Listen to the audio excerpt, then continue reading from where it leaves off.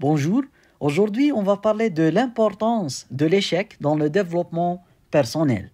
Donc l'échec, il peut être en relation avec un examen, avec un concours, avec un projet qu'on a essayé de le réaliser, mais qu'est-ce qu'il donne donc ce goût amer à l'échec et cette peur d'échouer? Parce que quand on est au fond de l'échec, on va être pris par nos émotions.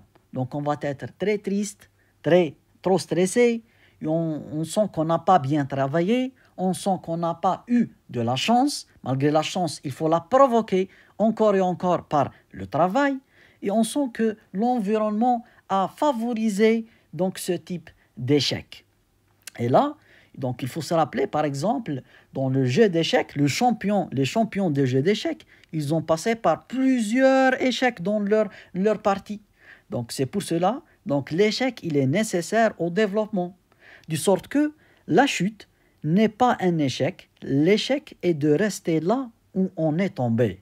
Veut dire, quand on est dans ce type d'échec, donc il faut se relever. Et pour se relever, il faut avoir trois choses. Il faut être discipliné, il faut avoir la persévérance de continuer le travail et il faut être auto-motivé. Donc, ces trois pilules-là, donc il faut les avaler parce que ce sont eux qui vont essayer de vous aider pour remonter ce type d'échec. Et quand on va programmer un nouveau démarrage, il faut savoir qu'il faut jamais regarder au rétroviseur. Donc, quand on va conduire une voiture, donc on ne va pas regarder en arrière. Donc, on ne peut pas. Il faut regarder en avant. Il faut focaliser à votre but.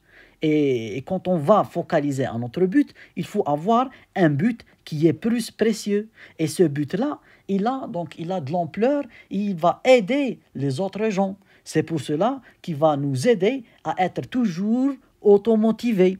Et quand on va faire ce démarrage-là, c'est souvent qu'on va être bloqué avec le passé qui est ici. Donc les idées noires, de la peur d'échouer, les gens, qu'est-ce qu'ils vont penser de moi si je ne vais pas réaliser ce but, etc. Et là, il faut casser ces éléments. Comment? Par ne plus regarder en arrière.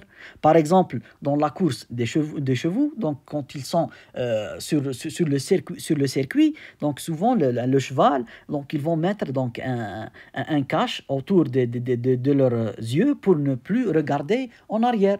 Parce que, par exemple, un cheval, ses yeux sont très loin, donc comme s'il a un hyperthyroïdisme. Pourquoi? Parce que dans l'instinct de cheval, il y a un prédateur qui est derrière.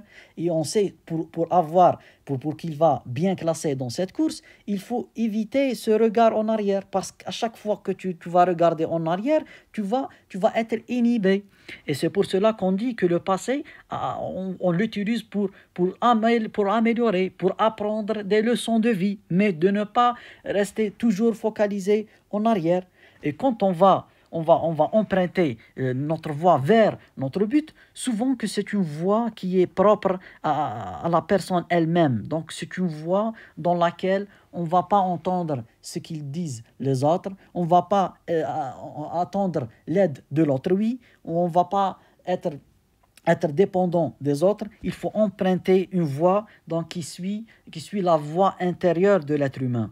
Donc de dire que je peux réaliser ce but-là parce que ce but, il est précieux pour moi et il est important pour ma vie.